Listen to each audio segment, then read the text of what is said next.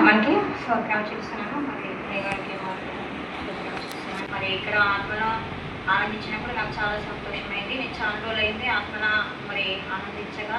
ఎందుకంటే మాకు ఇలాగే కూటాలు జరుగుతూ ఉండే, మరి శనివారం నాడు మరి శుక్రవారం నాడు జరిగేది. మరి ఆ కూటాలలో నేను చాలా ఆనందించేది.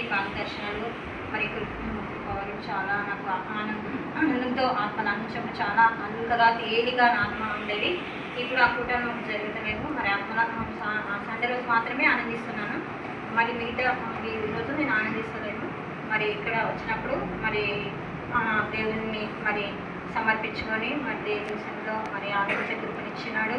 ఇక్కడ ప్రార్థన చేసిన పాస్టర్ కూడా హృదయపూర్వకంగా చేస్తున్నాను. మా కుటుంబంలో కూడా గొప్ప అద్భుతాలు ఆశ్చర్య కార్యాలు జరగాలని నేను కోరుకుంటున్నాను. ఎందుకంటే నేను ఒక్కదాన్ని, నా బిడ్డలు 3 రక్షణ పొందుకున్నారు. నా చిన్నాన్నలు రక్షణ లేదు, నా కుమారుడికి కూడా రక్షణ లేదు. వాళ్ళు కూడా రావాలా, వాళ్ళు కూడా దేవుని శుద్ధించి గణపరచాలా. ఈ ఆత్మ నేను ఎలాగో సంతోషిస్తున్నానో వాళ్ళు కూడా అలాగా సంతోషించాలని నా కోరిక. మరి దేవుడు వాళ్ళని రక్షించాలా.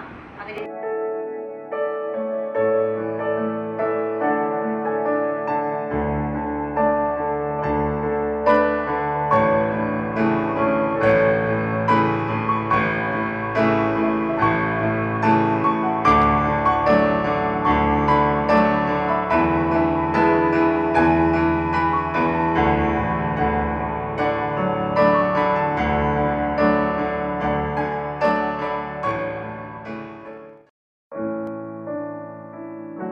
నేను కూడా ఇంకా ఆత్మలో ఎదగాల, ప్రార్థన ఎదగాల. నాకు చదువు రాదు, అయినప్పటికీ దేవుడు నన్ను కాపాడుతూ ఉన్నాడు. ప్రార్థన చేయడానికి కృప ఇంకా ఇవ్వాలా.